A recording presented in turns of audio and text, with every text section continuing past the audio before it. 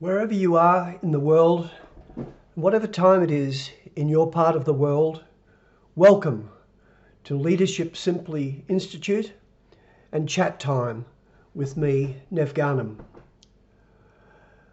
The grey hair may suggest to you that I've been around for a while.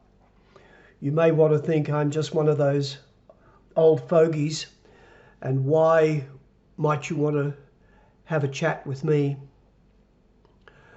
Let me say that I've had the privilege of leading various teams over a lot of different situations since my early 20s. And in those teams, I've had people that have ranged from being teenagers through to people in their 50s and 60s. I want to convince you in this series that you're far better than you think you are. You're far more capable than what at times you may think you are. And that's been my basic philosophy throughout all of my working life, and it remains the way that I think today and the way that I talk to people in regard to all things in their lives and in their work life and in their personal life. Today, I'd like us to have a chat about perspective. Now, perspective, I've basically said, well, in whose head? You go to sleep at night, in whose head? Others go to sleep at night, in whose head? Can you and another be thinking identically in your heads? When you and another speak, is meaning simple? Does listening solve all of the communication problems that you have in what you do? Have you had an argument through misunderstanding? Now, you may say to me that those first three questions are fairly silly because the answer to them is obvious. We go to sleep in our own head at night time. Others go to sleep in their head. And the thinking can never be identical. The dangers are that we assume we understand, and we assume that others understand also in what we're doing, in what we're talking about, in how we're communicating, in how we're relating to other people. The big problem is that words have definitions, but the meaning of those words is in the person. And because of that, there can be considerable differences in understanding, and it can result in arguments through those misunderstandings. And I've seen that happen in quite a number of situations throughout my life. I've seen that happen in situations that I've been in, where, for instance, in one particular organisation, people were using a three-letter acronym. The only problem is that it was being used to mean different things in three different parts of the organisation. So it's important to understand perspective. And assumptions can be quite challenging, can be quite dangerous. I had the privilege of knowing a very, very good high school teacher for many years. And she told me a lot of stories about her classroom and what she'd experienced. Now, in her classroom was a young chap early teenage years by the name of Robert. And Robert and this teacher had a signalling system for when he came into the classroom, because the teacher in the class beforehand used to give Robert a really, really hard time. And Robert was thoroughly messed up in his head by the time he came into her class. So they had a signalling system that Robert could go away somewhere outside for 10-15 minutes and then come back into her class. The only conditions were that Robert was not to punch anything or knock his head against a wall, which he had a bit of a habit of doing. You might say that's a bit strange in a classroom to allow that to happen. But the reality was that Robert had 3 brothers and sisters, younger than him. And unfortunately, he had parents that were addicted to alcohol.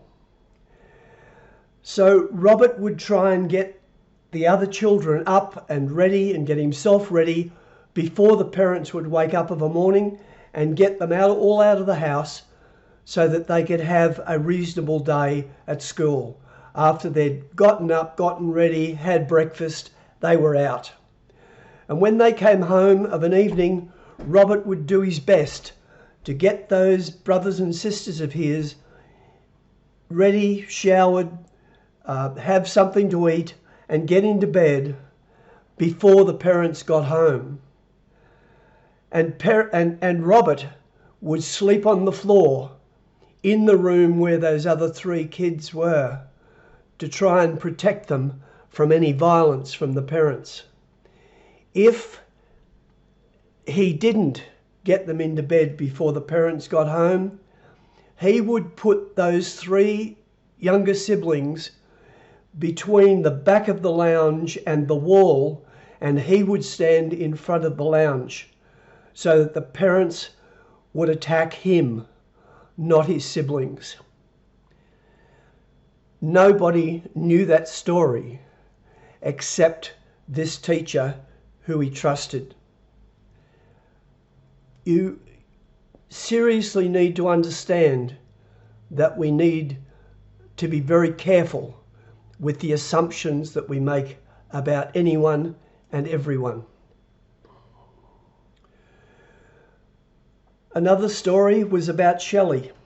She was terrified about her next class because the teacher always expected these students to have done their homework. And on this particular day, Shelley hadn't done her homework. Why? Because the light was out. Now that may sound strange, but you see, the light that was out was the street light outside the caravan where she and her mother lived. And that's where she used to do her homework. She used to sit on the curb under the street light and do her homework. Why did she do that? Because her mother made money by being a lady of the night. And Shelley didn't want to be there while her mother was entertaining gentlemen. So what this teacher needed to do, and did, was that during the break, the morning break, she went into the next teacher and said, look, just trust me. Shelley's got a valid reason for not doing her homework. I can't tell you what it is, but I want you to trust me that she's done her very best and she will catch up and do that homework.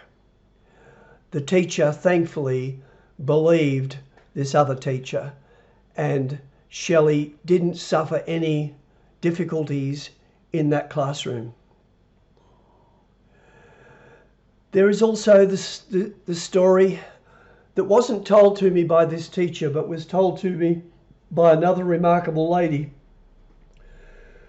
whose mother and sister basically told her before she went to school one day that they were shifting interstate and that when she got home they'd be gone, and that this lady would need to go and live with her elder sister, who was fairly violent towards her and to other people, and she didn't like that sister. So she went and lived on the streets for quite a long period of time. Now that story comes from the very fabulous lady, Dr. Lanika Cruz, who wrote that book, Beggars Can Be Choosers. It's a very inspirational story, and it is a true story of strength and triumph over adversity, including needing to live on the streets for quite a period of time so as not to be coupled up in a violent situation with her sister. And Lanika in that book writes, "The truth is we mostly don't know what's going on in other people's minds.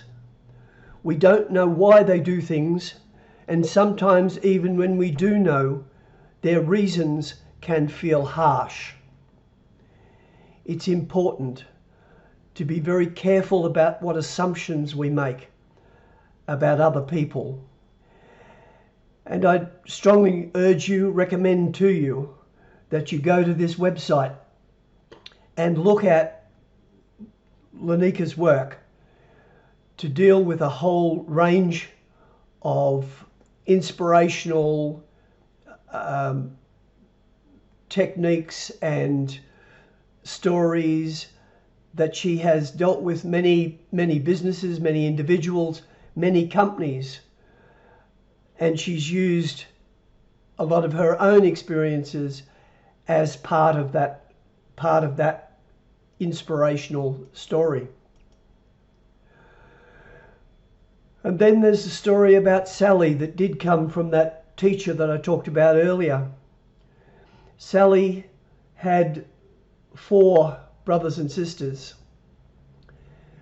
and Sally really had difficulty supporting them. And even though she had difficulty, even though she'd gotten the welfare people to help her get some of the money that would have otherwise been paid to her mother, it certainly wasn't enough. So Sally sacrificed herself and became a prostitute to earn money to be able to clothe and feed and properly care for her 4 brothers and sisters. And when each of them graduated,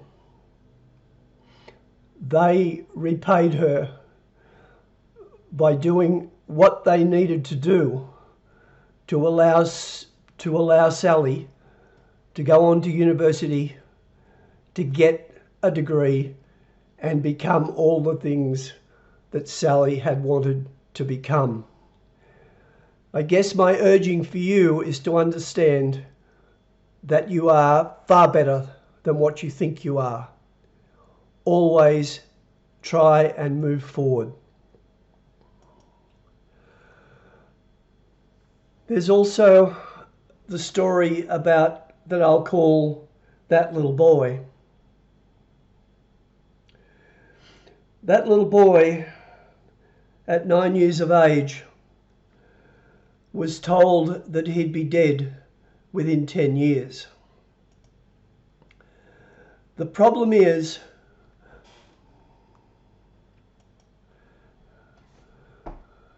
we'll deal with this at a later time, but that little boy had been on penicillin for many years. It had stopped working. And the doctors told him he'd be dead. He'd be dead. So what did he do about it?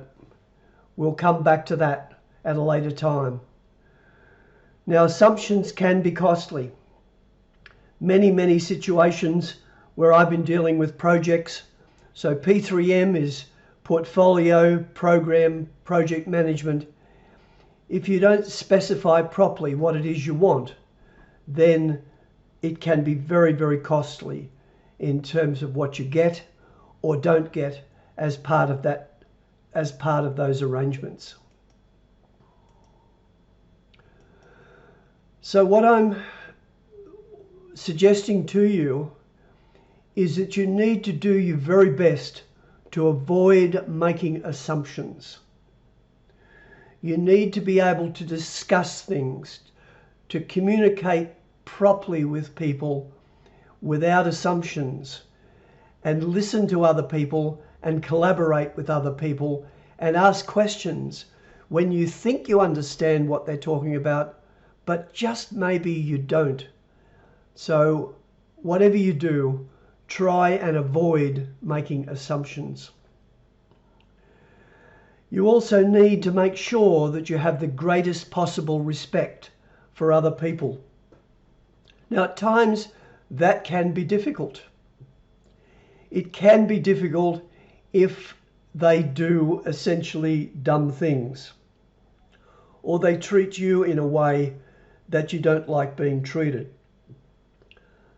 But you need to try, and you need to try to respect them for their opinions, even if you disagree with those opinions. It's critically important in carrying forward anything you do personally or in any of your work, any project. You need to respect other people and respect their opinions. Where possible, you need to build up other people. Now, I said to you earlier that in the people that I've led since my early 20s, there have been people in teenage years through to 50s and 60s. And I really appreciate younger people, really appreciate younger people. And what needs to be done, and what I've tried to do, is where it's at all humanly possible, build up other people.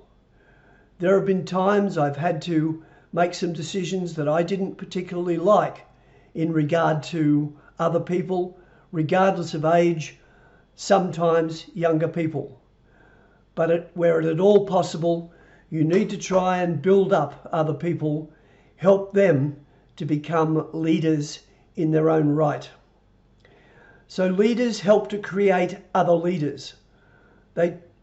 Creating followers doesn't mean very much. You need to help build up people to try and help them become leaders of themselves in their own life and with other people. So the key points about perspective and leadership, in my view, is that leadership equals perspective plus respect plus service, and that gives excellent people, which we all need to try and become, and which we all need to try and foster in everyone else that we come across. So, with the purpose of this institute and my purpose as the productivity philosopher is to try and encourage people to win through perspective plus respect plus service, and in so doing bring out the full colour of your success, because the ultimate methodology, regardless of all the other methodologies, technical or otherwise, in this world, the ultimate methodology is excellent people. You are what you believe yourself capable of becoming. With our help, you can expect to get there faster. All the very best wishes for your future. We'll talk again about other matters in this series as we go through it. Please contact us by email, phone, or the address given below. And please be prepared to ask us, can we offer you a special deal for our services? You may be able to twist our arm to get a better deal than what we would generally offer. But our key thing is to make sure that we help you achieve what you want to achieve. Thank you very much for your time with me today. I hope everything goes amazingly well for you today, next week, next year, for all of your future. Bye for now.